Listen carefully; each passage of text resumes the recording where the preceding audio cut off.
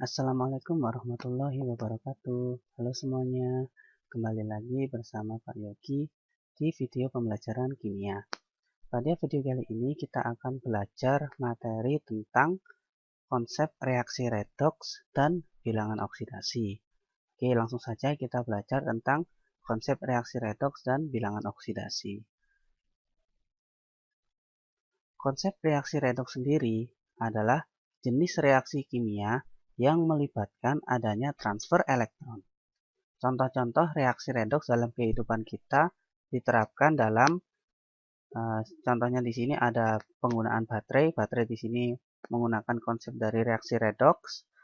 Kemudian pengkaratan besi, ini juga peristiwa dari salah satu contoh reaksi redoks. Dan juga sistem pernafasan kita atau respirasi kita ini juga di dalamnya terkandung banyak sekali reaksi redoks. Oke. Konsep reaksi redoks dibagi menjadi 4. Yang pertama, ada konsep redoks berdasarkan pengikatan dan pelepasan atom oksigen. Yang kedua, berdasarkan pengikatan dan pelepasan atom hidrogen. Yang ketiga, berdasarkan transfer elektron. Dan yang keempat, berdasarkan perubahan bilangan oksidasi atau biloks. Konsep redoks berdasarkan pengikatan dan pelepasan oksigen. Yang pertama, bila suatu spesies kimia mengikat atom O atau atom oksigen, maka disebut sebagai reaksi oksidasi. Sedangkan bila spesies kimia melepaskan atom oksigen, maka disebut sebagai reaksi reduksi. Di sini contohnya ada reaksi antara Fe2O3 dengan karbon monoksida atau CO menghasilkan 2FeO plus CO2. Di sini Fe2O3 mengalami reaksi reduksi menjadi FeO karena di sini dia melepaskan atom oksigen yang awalnya 2 atom Fe dan 3 atom O ya. Kemudian tinggal 2 atom Fe dan 2 atom O. Jadi di sini terjadi konsep pelepasan oksigen atau melepaskan oksigen, jadi disebut sebagai reaksi reduksi. Di sisi lain, terjadi reaksi oksidasi di mana CO berubah menjadi CO2 mengikat satu atom oksigen. Maka dari itu, CO berubah menjadi CO2 disebut sebagai reaksi oksidasi. Selanjutnya, konsep reaksi redoks berdasarkan pengikatan dan pelepasan atom hidrogen. Bila spesies kimia melepaskan atom hidrogen, maka disebut sebagai reaksi oksidasi. Sedangkan kalau mengikat atom hidrogen, disebut sebagai reaksi reduksi. Ini kebalikan dari konsep pengikatan dan pelepasan oksigen ya. Ada contohnya di sini, apabila 2NH3 bereaksi dengan 3Cl2, menghasilkan 2NCl3 dan 6HCl. Di sini terjadi reaksi reduksi pada 3Cl2 menjadi 6HCl.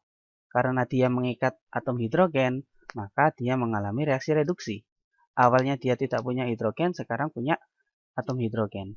Kemudian di sisi lain akan terjadi reaksi oksidasi, di mana awalnya NH3, kemudian berubah menjadi NCl3. Atom hidrogennya dilepaskan, sehingga dia mengalami reaksi oksidasi. Selanjutnya, konsep reaksi redoks berdasarkan transfer elektron. Bila suatu spesies kimia melepaskan elektron, maka disebut sebagai reaksi oksidasi. Bila mengikat elektron, maka disebut sebagai reaksi reduksi. Ada contohnya di sini, apabila logam natrium direaksikan dengan air, akan menghasilkan natrium hidroksida dan gas hidrogen. Apabila dijabarkan menjadi setengah reaksi reduksi dan setengah reaksi oksidasi, akan menjadi seperti ini. Reduksi terjadi pada air, di mana air mengikat 2 elektron, menghasilkan 2 OH- dan H2. Karena dia mengikat elektron, maka disebut sebagai reaksi reduksi. Elektron berada di sebelah kiri tanda panah. Sedangkan di sisi lain, natrium berubah menjadi ion natrium Na+ dengan melepaskan 2 elektron untuk penyetaraannya. Karena di sini natrium melepaskan 2 elektron, maka natrium mengalami reaksi oksidasi. Untuk oksidasi, elektron berada di sebelah kanannya tanda panah. Selanjutnya, tentang konsep reaksi redoks berdasarkan perubahan bilangan oksidasi atau biloks ya. Bila suatu spesies kimia ternyata biloksnya meningkat, maka disebut sebagai reaksi oksidasi. Tapi bila biloksnya menurun, maka disebut sebagai reaksi reduksi. Contohnya masih sama ya. Di sini ada natrium bereaksi dengan air menghasilkan natrium hidroksida dan gas hidrogen. Apabila kita mengikuti aturan biloks, maka natrium karena dia sebagai unsur, bilangan oksidasinya sama dengan 0. Hidrogen dalam senyawa positif 1 atau plus 1, oksigen dalam senyawa negatif 2, natrium dalam senyawa positif 1, oksigen dalam senyawa negatif 2, hidrogen dalam senyawa positif 1, dan yang terakhir hidrogen dalam bentuk unsur adalah 0. Sehingga kalau kita amati, di sini terjadi perubahan bilangan oksidasi.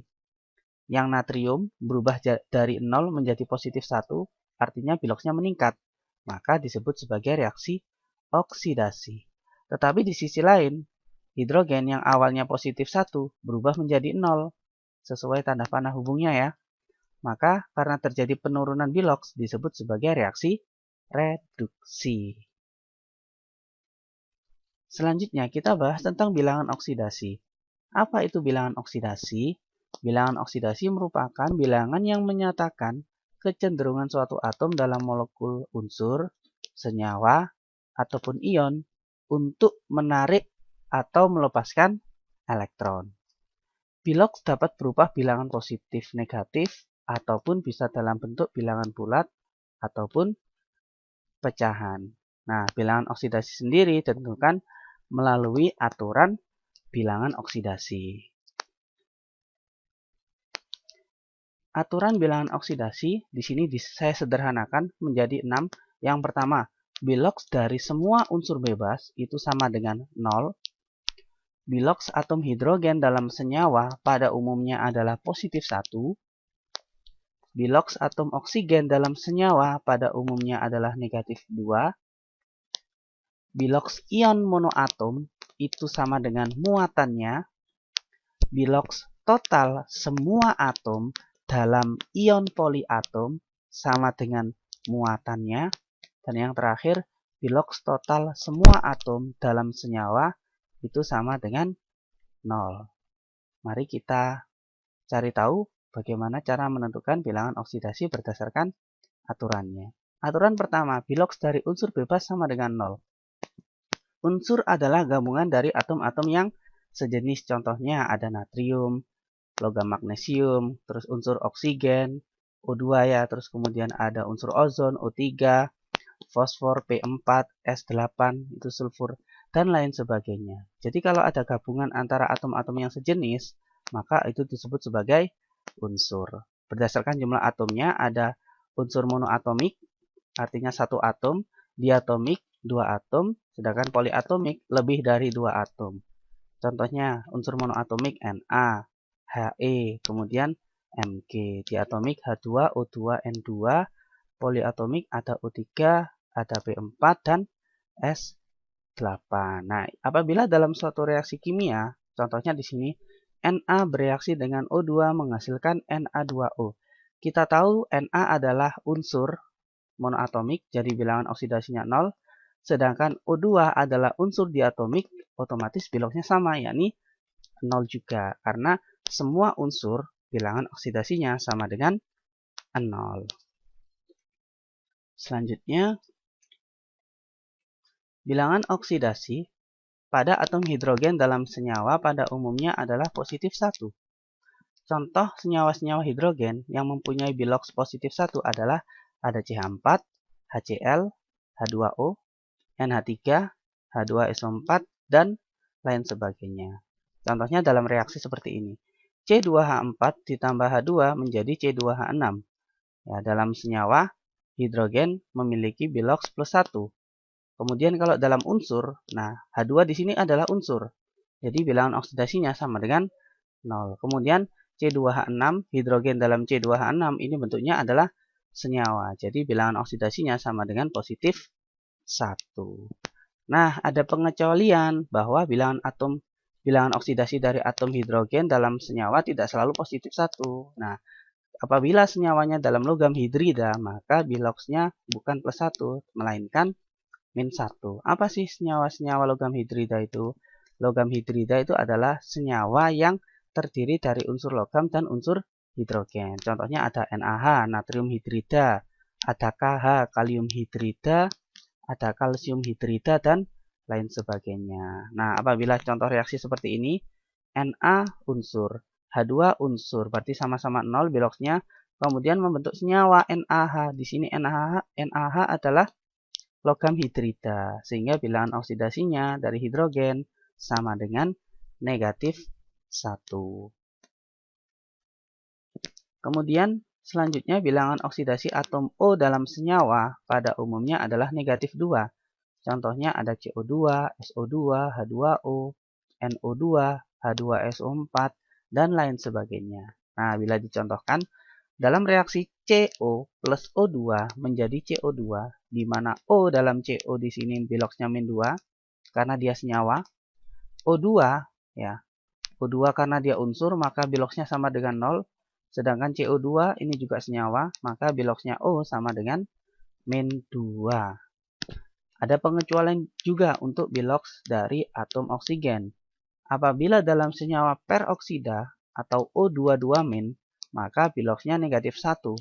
Dalam senyawa superoksida atau O2-, bilox dari atom oksigen sama dengan -1/2 atau -setengah.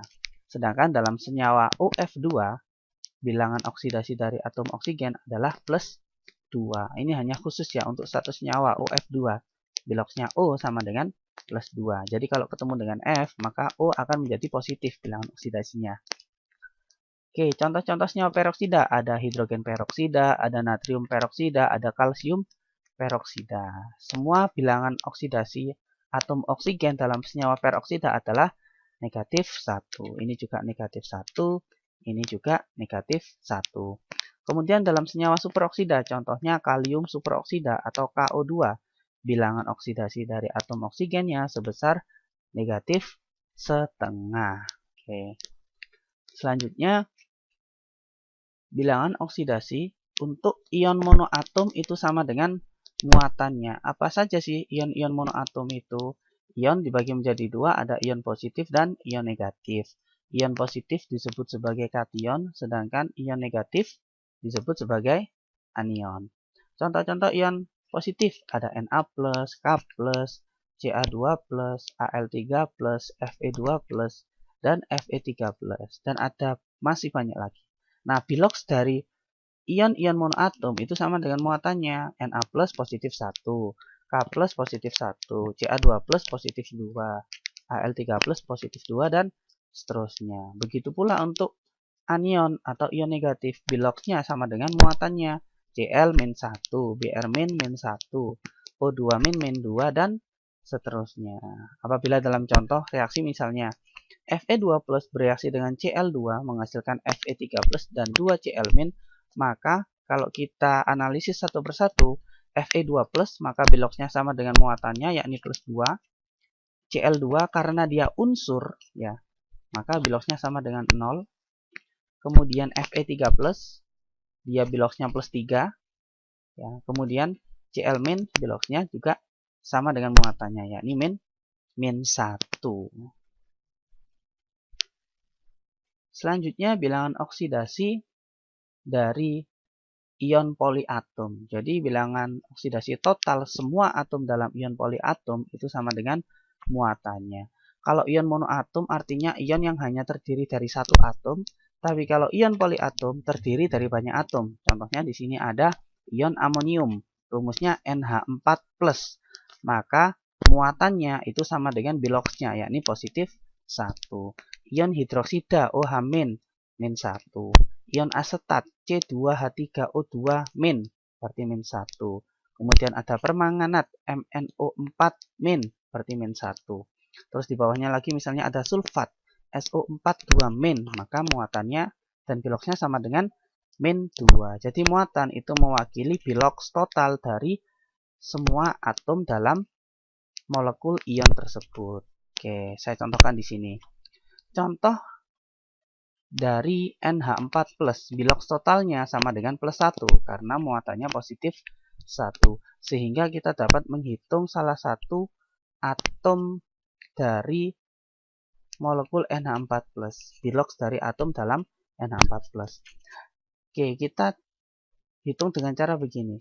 Jumlah atom nitrogennya ada 1, berarti 1 kali biloksnya atom nitrogen ditambah hidrogennya ada 4, berarti 4 kali biloksnya atom hidrogen sama dengan biloks totalnya sama dengan +1. 1 kali N sama dengan N ditambah 4 kali 1. Kita tahu bahwa hidrogen dalam senyawa bilangan oksidasinya positif 1, sehingga di sini kita tulis 4 kali 1 sama dengan +1. Sehingga bilangan oksidasi dari nitrogen sama dengan +1 dikurangin 4. Karena ini 4 dikali 1, ya dipindah ruas jadi negatif 4. Sehingga +1 dikurangi 4 sama dengan -3.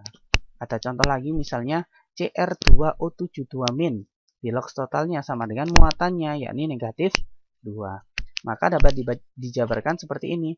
2 kali Cr ditambah 7 kali O sama dengan -2. 2 Cr karena di sini ada 2 atom Cr. Terus 7 kali O karena di sini atom O-nya ada 7. Kemudian -2 itu berasal dari muatannya. 2 kali Cr berarti 2 Cr ditambah 7 kali O. Bilangan atom oksigen dalam senyawa adalah negatif 2. Berarti kita tulis di sini 7 kali negatif 2 sama dengan negatif 2. 2 kali Cr, 7 kali -2 itu kan sama dengan 14. Dipindah ruas jadi positif 14. Sehingga 2 Cr sama dengan -2 ditambah 14 sama dengan plus 12. Nah, itu untuk 2 Cr. Maka untuk Cr saja sama dengan 12 dibagi 2, yakni plus 6. Oke. Yang terakhir, aturannya biloks total semua atom dalam senyawa sama dengan 0. Contoh senyawa ada H2SO4, NH3, H2O, CH3CHO, dan lain sebagainya. Senyawa itu adalah gabungan dari atom-atom yang berbeda jenis. Nah, kita bisa menghitung biloks dari suatu atom dalam senyawa dengan cara seperti ini. Hampir sama dengan sebelumnya tadi. Contoh H2SO4. Biloks total dari H2SO4 sama dengan 0 karena H2SO4 adalah senyawa. Kita jabarkan 2 kali hidrogen, ya karena hidrogennya ada 2, ditambah 1 kali sulfur, ditambah 4 kali oksigen sama dengan 0. Kita tahu bahwa hidrogen biloksnya adalah 1, maka 2 kali 1 ditambah S, kita nggak tahu sulfur biloksnya berapa, ditambah 4 kali -2, karena bilangan oksidasinya oksigen -2 sama dengan 0. 2 kali 1 sama dengan 2, dipindah ruas jadi negatif 2. 4 kali -2 sama dengan -8, dipindah ruas jadi positif 8. Sehingga sulfur memiliki biloks -2 plus 8 sama dengan plus 6. Ada contoh lagi misalnya CH3CHO. Karena dia senyawa maka biloks totalnya sama dengan 0. Kita jabarkan 2 kali C karena di sini C-nya ada 2 ditambah 4 kali H karena di sini hidrogennya ada 4, 3 tambah 1 ditambah 1 kali O sama dengan 0. 2C ditambah 4 kali 1 ditambah 1 kali -2 sama dengan 0. 4 kali 1 dipindah ruas jadi -4. 1 kali -2 dipindah ruas jadi positif 2. Sehingga 2C sama dengan -4 ditambah 2 atau sama dengan -2. Sehingga C sama dengan -2 dibagi 2 sama dengan -1. Jadi biloks atom C dalam senyawa CH3CHO adalah -1. Bilangan oksidasi S dalam H2SO4 adalah plus 6. Kemudian kita menentukan mana contoh yang termasuk reaksi redoks dan mana yang bukan redoks. Nah, redoks sendiri itu cirinya adalah terjadi pengikatan atau pelepasan oksigen ataupun hidrogen, adanya transfer elektron, dan terjadi perubahan bilangan oksidasi. Nah, seperti contoh ini. CH3CHO menjadi CH3COH. Ini adalah reaksi redoks karena oksigennya bertambah. Kemudian ada lagi C2H5OH menjadi CH3CHO. Ini juga redoks. Kenapa? Karena hidrogennya berkurang. Ya, terjadi pelepasan hidrogen. Yang ini terjadi pengikatan oksigen. Tapi di sisi lain, misalnya C2H5OH berubah menjadi CH3OCH3.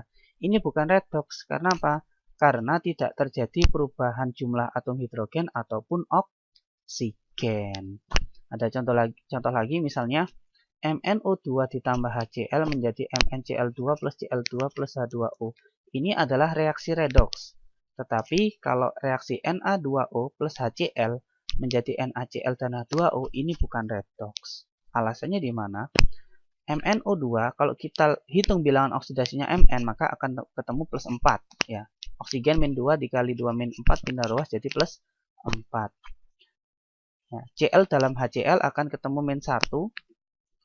Mn dalam MnCl2 plus 2, kemudian Cl2 karena dia unsur sama dengan 0.